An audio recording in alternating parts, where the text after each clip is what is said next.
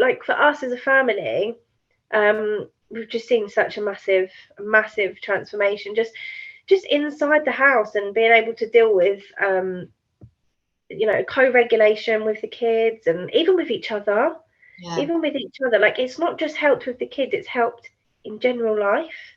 And it's really hard because people don't understand. Like, when people ask you, because I'm really open, I'll tell everyone everything, and people don't really understand what it is, and I'm trying to explain, and it's a really strange one because I don't think I understood fully until I was, and until I had probably my second call with you, and then it starts to click, and it has been a life changer.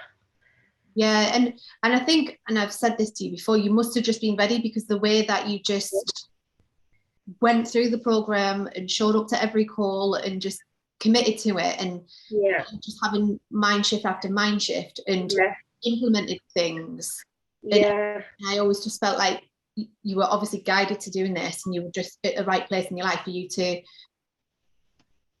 become more conscious and integrate it, because sometimes we have all of it up here and we can do this, but to then integrate it. And I remember you would send me things on Instagram where you would send me pictures of the kids out in the garden, and you just did all of that. I mean, and even like Lydia even says to me, she, like, what have you learnt this week? Or sometimes if she's having a tough time, she'll say to me, but you've had lessons, I haven't had lessons. Like, even the kids have noticed, and like within themselves, and being able to co-regulate with each other as well is a new one that it's just happened in the last probably month or so. They've actually been able to, if one of them's upset or cross, or what, the other one has been able to co-regulate, which is, I've just stepped back and almost wanted to cry, because it's just a beautiful moment. Like, when you think they've seen that from me and Kurt, like we've modeled that, we've been able to do that, so they've been able to do that with each other, and that's just beautiful, seeing them do that. But I was definitely I just had a moment that I was like, no, I need some help, I want to do better. But I think you just get to that moment, you just realize. And I remember, and I'm sure it would have changed, feeling your feelings was a very difficult one. Really difficult, really. I was actually going to message you the other day and say, like, I cry a lot now. Like, I would never cry before, I'd hold it all back, I would be like, no. But if I feel myself crying, I'll let myself cry, and it's not so scary anymore. But feelings was horrible for me before, but now, because I know that Lydia has the same, she has huge feelings, and obviously it doesn't feel nice for her. So I'm trying to obviously work on my feelings so that I can help her feelings, and guide her.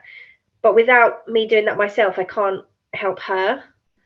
Love that. And that's such an important thing to hone in on, because often parents will try and help the child with their feelings. Fiona, how can you help me with my child's feelings? But I need to help my feelings, because that's to help her. Definitely. And how old is Lydia now?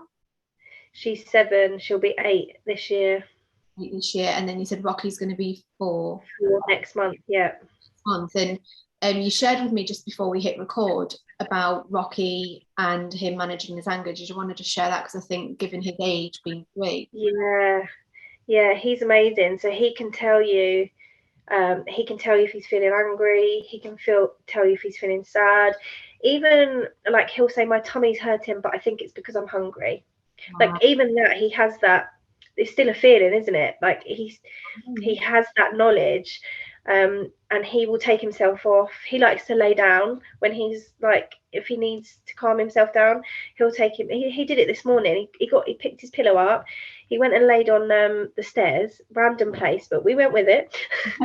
And he just laid across the stairs, and he was just laying up, and you could just see he was just in his own little mind, his own little body, and he can do that. And he breathes, his butterfly taps. He also knows once he's calmed himself down, he also knows what happened, what went wrong, and he'll go back and either apologize or, you know, and he's just, for a 3, I think it's amazing. And people say to me, oh my gosh, like, how did he do that? How does he know to do that? And I'm like, oh, I told him that. Yeah, it's always nice when you get that sort of validation and you know, acknowledgement from outside, isn't it? Yeah. But yeah, because you started the program a year ago in 2022, so he was 2. Yeah. You were saying, you know, how, you know, you're so glad that you've done it when he was so young. Yeah. You also shared that there's a little bit of guilt because Lydia obviously was older. Do you want to just share a bit more about that and how that comes up? Because I see such a huge difference in Rocky and his emotional intelligence and how he can regulate himself and co-regulate with me. He's able to tell you, you know, what's going on, and if he can't, he uses little actions, and it's the sweetest thing ever. And I think, oh my god, it's amazing. And then with Lydia, so she was said, so she must have been 6 when I started. Obviously it's almost like you're trying to reparent, you're trying to redo everything you've done the last 6 years, so it's a lot harder. It doesn't happen so quickly, so I almost feel guilty that I don't have the knowledge. I didn't have the knowledge back then that I do now. Because I think it would be completely different if I did. You know, she would have a bit more emotional, like you should be able to understand her emotions a little bit more. And still day to day with Lydia, like we work hard with her. Whereas Rocky seems to be more steady and picks things up a little bit more quickly. Whereas Lydia, it takes time and a lot of work goes in with her, which is great. You know, what work would go in to share with people the sort of things that you might do when you see a lot of work goes in? It's the continuous. So Rocky, I might only have to say something once to about, I might have to show him an exercise once, and then the next time he gets a big feeling, he'll be able to go and do that. Whereas Lydia, because she has such big feelings that she can't bring herself down. So I would have to model to her. It could take weeks sometimes just to get her to do one very, very simple calming activity. It could take weeks for her to get that and then be like, oh, okay. So every day I feel like with Lydia, I'm trying to teach a model every single day. Whereas Rocky, I feel like we just go with the flow a little bit more. Because he can pick things up a little bit more, but he's also more sensitive, Rocky, so I think he is a bit more in touch with his feelings and himself. Whereas Lydia was like me before, whereas I just try and block, and then I just get this huge, massive, big emotional outburst. But she does really well, you know, she tries really hard. You can see that she tries really hard, but because she was older, it just takes a little bit longer with her to click. And obviously it was over a year ago, but can you cast your mind back to what family looked like, how you felt on a daily basis, you know, when your head hit the pillow at night, what sort of thoughts were you having, where were you at before we went together? Yeah, I to be honest, I didn't enjoy parenting. I felt you go to bed feeling stressed, feeling just completely overwhelmed, guilty because you've shouted all day at them. I just feel like nobody was really like 100% happy. Nobody was really truly themselves. Everything, I think I tried to overcomplicate things before. You know, like, and I would just, my patience was so thin because I didn't understand. I didn't give them a chance for me to understand. I'd just snap at them all the time. And yeah, it wasn't very nice, but now it's so different. Obviously everybody has ups and downs, you know. And we had a bad morning this morning, because Curtis's mum was in bed and I was trying to say to the kids, like, be quiet, shh. and she was like, stop telling me to shush all the time. And then that just set her off. And it as well, it's different. So, you know, we had a bad morning this morning, but before we went to school, we had a huge hug, and she was okay, and she apologized, and I said, oh, I'm sorry, I got frustrated too, you know, this happens. And but before I'd have been like, go, just go, you know, I'd do everything I can, just go to block it, and just go away from me. Yeah, and that's the difference, isn't it? Because it's not that, you know, you do a parenting program and you know, commit to yourself the way you have done, and then everything's just great and calm. Yeah. It's just your awareness, your ability to repair, you know, them things are key, and being healthily dysregulated, because I'm aware of what's happening, I'm aware that I'm frustrated. Yeah. So, and in that, how long does it take you to come back down? Is it just something like, we're prepared, we're off to school, I can crack on with my day? And would it have been different in the past? Yeah, I feel like, so in the past, I would have just literally chucked her in the car, got her off to school, and I would have felt bad all day. I'd have been dreading when she comes out of school, thinking, oh God, like what mood is she going to be in, you know? And I think I said to you before, like Lydia's mood affects the whole house. But now it doesn't so much, because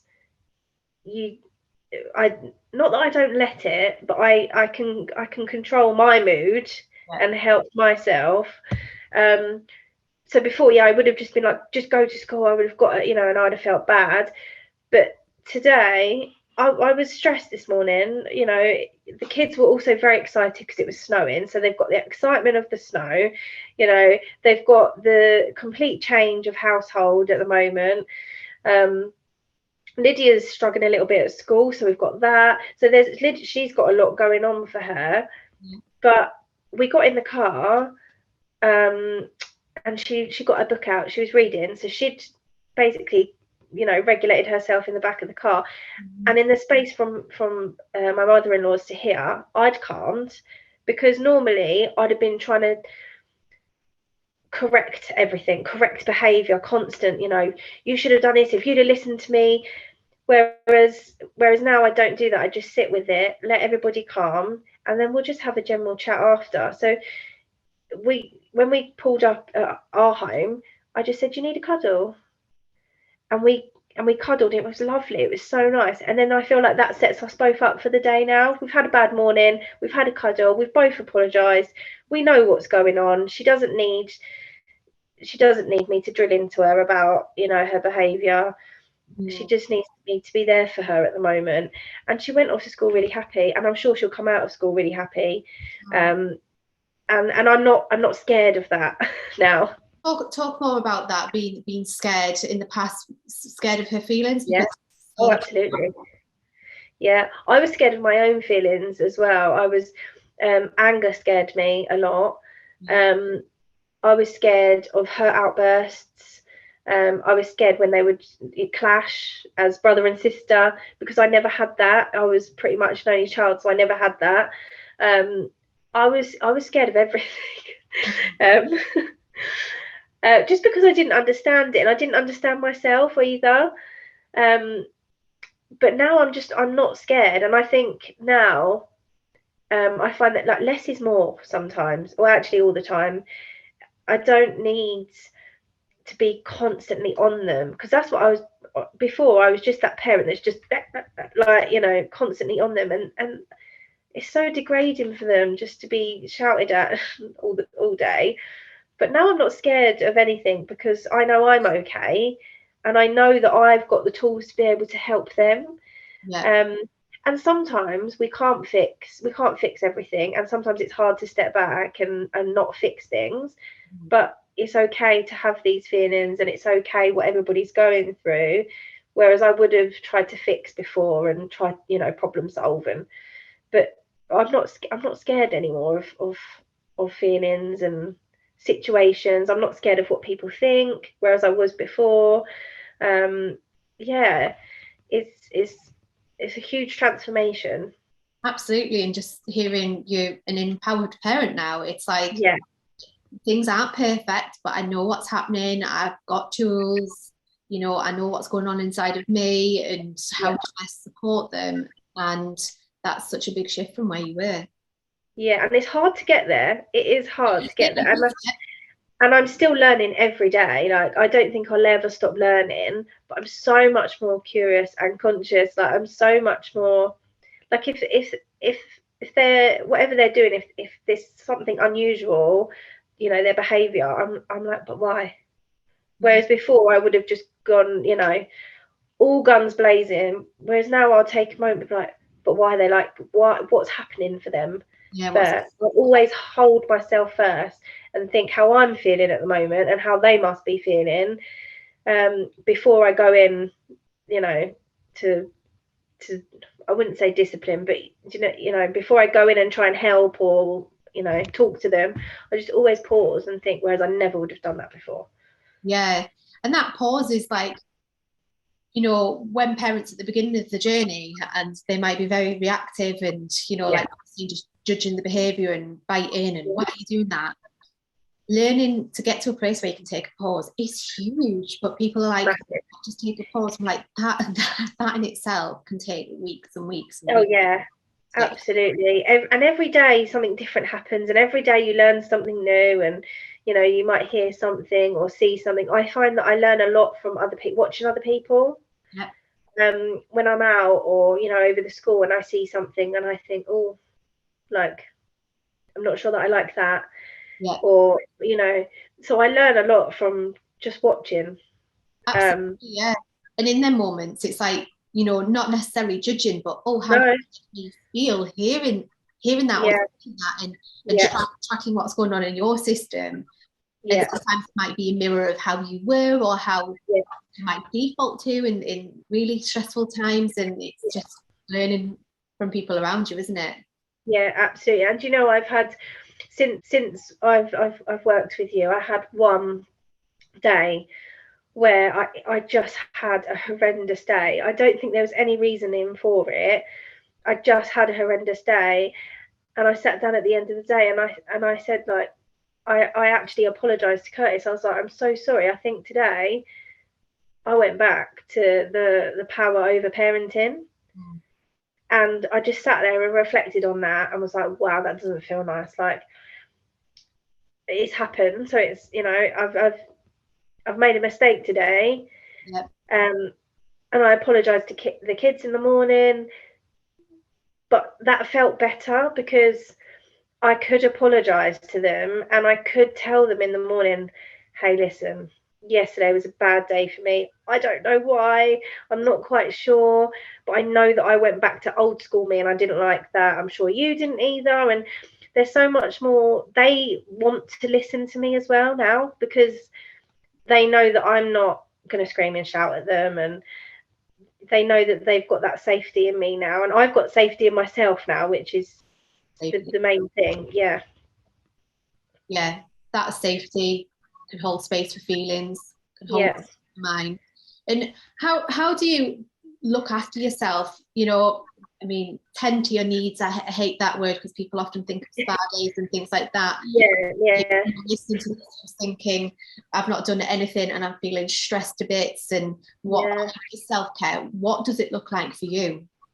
For me, I know when I'm getting to that stage where I can feel myself getting frustrated, or I know that I need to do something. But on a day-to-day basis, I try and, especially in the summer, I do my grounding in the morning. I have found that difficult over the winter. Yeah. But now that I've started the somatic experience, and I think I can manage that now. But grounding for me is huge in the morning. The smallest little things for me, staring at the clouds. It's the biggest thing for me. It's just staring at the clouds, laying on the bed and staring at the clouds. Or last night, the blinds at my mother-in-law's were like slightly open, and from Lydia's bed we could see the moon, and we chatted about the moon for about 10 minutes, and it was lovely.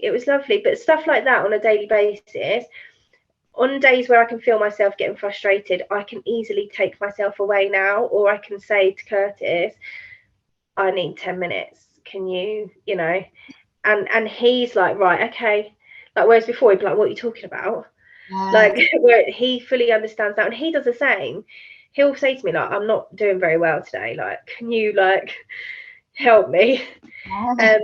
So yeah, on days where I can feel myself frustrated, I know when I need to take myself away just for 10 minutes, get a cup of tea and just refresh.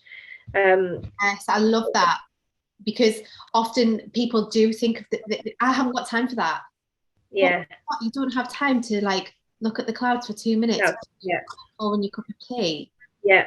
You're like, and the thing is, if people are thinking they need to go for an hour's exercise class, but they can't even observe the clouds. Yeah.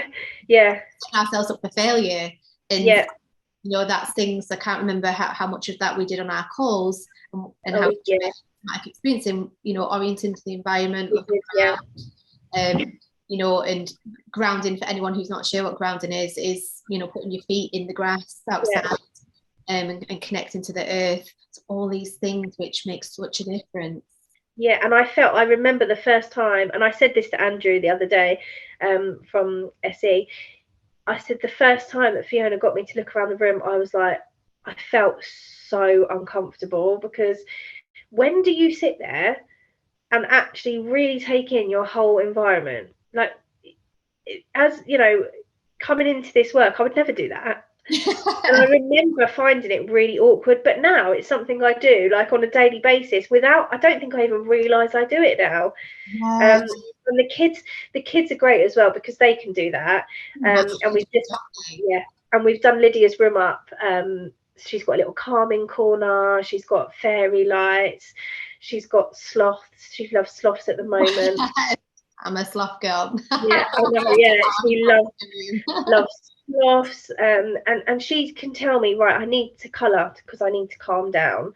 And she, you know, and we've made her bedroom absolutely beautiful, and my goal is to make the whole house like that, because it makes such a difference. Your environment is a huge, and I didn't realise that before.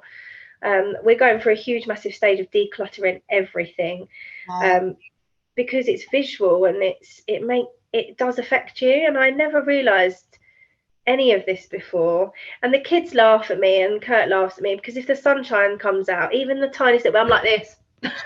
That to me is mindfulness. That's meditation. That's really connecting and embodying presence. Yeah. Little kids and animals, they have that. Yeah. You know, you get a cat out in the, you know, there's a patch of sun in the garden, and they're there. They're like, and you know, and they're looking around. And I always tell people, it's like, you know, when a baby's in its cot, it wakes up from its cot, and it's looking around like that, and after so long it'll make its cry or sound for you. And it's not on a phone, it's not thinking, oh, I need to do this. It's just and how sad that we get to a place where we don't even look around our environment. No, it is sad.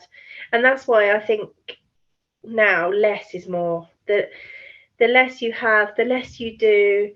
You know, I stopped Lydia's dancing classes because she said it was too much. Right. And before I'd have been like, you're a dancer, aren't you?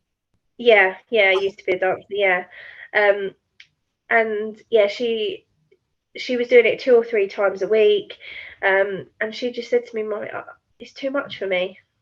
And I said, okay, fine, we'll stop. But before I'd have been like, oh, come on, like, we'll just try it, you know. But she said it was too much, so it was too much, so we stopped. And you know, and then she said to me the other day, Mum, I want to try gymnastics. I was like, okay, great, we can try gymnastics. But now I'm guided very much from them. Oh, that's amazing. Yeah, because that can be a difficult one, can't it, when you've invested time, hours, dancing, money. This is something, and you know, to sit with how what that comes up for you, but then less is more. She said it's too much. Honor that need of hers. And we won't do it. And that can be very, very difficult for people to be there with that. Absolutely, I agree. And I know that Lydia, I always say to my best friend said it to me a million times. She said, Lydia is going to be like a tree hugger or something. She is like a free spirit. She just needs to be out flowing around, just singing her little songs, doing her own little thing. Like, that's just her personality. Well, she's got all that emotional intelligence and that nurturing and guidance from you. So throughout this process, and you've mentioned the word somatic experiencing, and we did talk about that just before we hit record. Yeah. So somatic experiencing is something that you're doing now, isn't it? Which from my recommendation to you, because when I work with parents, I always like them to continue the learning if they can. And if I'd suggested somatic experiencing instead of doing the program, how do you think that would have been? Do you think you would have been ready, or do you think the program to that place? Yeah, no, I don't think I would have been able to do the somatic experience first. Yeah. I think because the somatic experience, I think, is all inside of you and your mind and connecting to yourself, but you brought that awareness to me. If I hadn't have had you for 12 weeks, I don't think I would have been able to let my body and my mind, I don't think it would have been beneficial, whereas now it's hugely beneficial. Does that make sense? Yeah, no, absolutely. And it's important to make that, because I myself obviously recommended my somatic experience practitioner, and I'm training in it this month for the next year, because I believe fully in it. I think everybody should do it. Absolutely. There's also so much benefit in cognitively developing and learning, which is what you did on the program, with a bit of encouragement with SE type things and safety and one-to-one, and then integrating the two and being like, now I'm ready to work on my nervous system because I've got this. Yeah, absolutely, because you brought that awareness. And we used to do a little bit, didn't we, at the beginning of the session, or you brought that awareness, and if I hadn't have known about that, then I don't think I would have been able to do the somatic experience. But it is amazing. I think everybody should give it a go. But I think you do have to be ready. Yeah, absolutely. And I do make that recommendation to a good percentage of people who finish the program if I feel they're ready. Or I might guide them somewhere else. Maybe you need some talking therapy or relationship counselling or whatever. I feel like my power is being able to give people information for their next stage, and that they might not have had before. Like, you wouldn't have gone and done a Google search on somatic experience, and you wouldn't have even No, and also because I learned so much with you. When I stopped with you, I felt lost, and I just wanted to learn. I just wanted to know more. Like I said to Curtis the other day, I want to go to uni. I want to learn like child psychology. I want to know everything. Like I want to know what happens in brains. And he looked at me, he was like, what? But I just want to learn now. And I think, and that was just, through doing those 12 weeks with you and seeing and learning so much and seeing the benefits. I did a short mental health course in children and young people, which was great. I did that for 8 weeks, so that was lovely. I just wanted to learn. I think you gave me so much more than just parenting. Like it's not just parenting. Like it's so hard to explain. It's so hard. And it's a relationship, isn't it, that we develop, and that one-to-one support, and hearing, when it finished, I felt a bit lost, and I cried on our last call, didn't I? I think I probably did as well. And I myself think it's really important, if people can, to always have some sort of one-to-one support at stages of their life, because I couldn't function without my support networks that I'll have. No, absolutely not. I think that's really important. I think you have to give it a go. You have to try. Like you have to. I think there's a bit of a stigma about it, isn't there? There's a bit of a stigma about getting help. Because I know when I told a few people that I started this course, they was like, what? Like the understanding isn't there, and there's a bit of a stigma. Well, why do you need help? There's nothing wrong with you. Like whereas now it's not that there's anything wrong with me, it's just that I'm just trying to look after myself, and I'm trying to learn and look after the kids and help the next generation and break the cycle for the next generation. Yeah. But yeah, I think everybody just, our phone calls was like therapy. I know it's not, but it was like therapy, because you would listen and you wouldn't judge and you understand and you help, and that was lovely. I'd never had that before. Yeah, and I think that's important as well, because sometimes I feel like parent coaching, the way I do it, it's almost like an entry into therapy. Yeah. So if someone's never been in a position where they've had one-to-one, Yeah. it can feel quite scary and vulnerable. Yeah. And Yeah. there's people who might have had bad experiences of one-to-one as well, which is like put them off. Yeah. You've obviously gone off to do somatic experiencing, and I've worked with other clients who, maybe they've been brought along by their partners and they've not really wanted to do it.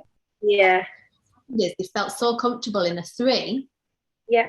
Afterwards, they've been like, Fiona, like, we're ready to go and do individual somatic experiencing now. And I would never, ever have done that in the past. Yeah. So I do think there is stigma around therapy, coaching, all of it. Yeah. Parent coaching can be like a soft entry into looking forward to a weekly call. What comes up? Yeah. Just having someone to listen and modeling the skills that we might want. There's so much modeling that happens that we then take into our families. The same with you now with your somatic experiencing practitioner. He's modeling so much to you that you shared, you do with the kids. So it's not only just an investment in you in that moment, but I'm going to take all of this into my home, into my kids. Yeah, absolutely. And I remember he, like, at the first call that I had with Andrew Somatic, he pauses a lot throughout the session and just breathes. And before, like, we used to do a little bit of that, didn't we? We used to just take a moment. But before I'd have done that with you, that would have scared me. That silence, that would make me feel really like, oh, like, that's weird, it's uncomfortable. But because I'd learned so much from you, I knew what he was doing. I knew that we were taking a moment, like, without him having to say, I'm going to take a moment now. It was just, it becomes natural. And that, even something little like that in your day-to-day life, it makes a huge difference. But without someone, it's weird, isn't it? Because it's the things that you think you could do day to day, but actually you don't. And without someone bringing that up, you don't realise that you need it. Yeah.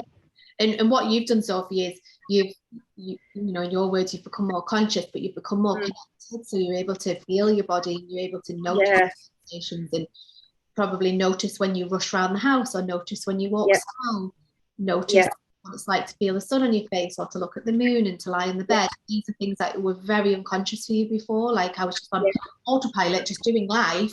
The kids are triggering me. Help. That's literally it. Yeah. Definitely. And now that was one of my New Year's resolutions, just to slow down the pace, because you get sucked into the world around you, and it's just go, and you don't take any moments for yourself or the kids. And I'd always be looking to go and do things. Let's go do this, but actually that's not always what you need. Sometimes you just need to sit on the sofa and have a cuddle. It's the little things that are the biggest things. Absolutely. And that tuning in, and I was sharing with someone the other day, we see Instagram and someone will say the 5 habits of successful people or whatever, go for a walk, get in nature, do all of this. But actually, what does my body need in this moment? Yes, I might like to daily walk, but today my body actually just needs to sit on the sofa with a weighted blanket and a hot drink. Absolutely. Being that aware in these moments. What do I need? Yes, I know these things are good for me. I know the gym would be helpful right now, but my body's saying, actually, I need a bath. And that's recharge me more than using that window of time that I've got to go and do some high intensity workout. Yeah, absolutely. Such a joy to work with you, and just to see the transformation in the 12 weeks, and to see what you've continued to do, and that it didn't stop, and that I'm so happy that you're doing somatic experiencing, and hope that finances allow you to do it as long as you can, to get that for your nervous system. That it's just incredible how much you just tacked everything and went for it and was like, I'm doing this for my family. Yeah, well, I wouldn't have been able to do it if it wasn't for you, so thank you. Well, you know, we connected for a reason. Yeah, absolutely. So, if you were to share with someone, if someone sat watching this video and they're thinking, who on earth is Fiona NG? What's happy parenting? What's conscious parenting? And you were able to have a conversation with them, if they were sat on the fence about doing the program, what would you say to them? Do it. Do it. That was very I did not give them any choice. Do it. do it. No, it was the best thing I've ever done in my life, and it changed everything for us. All I can say is, if you're prepared to do the work, and if you're ready for that change and a better way of living, a better mindset and more of an understanding, then you 1,000,000% have to give it a go, because the benefits are just amazing. And you are the best person to work with.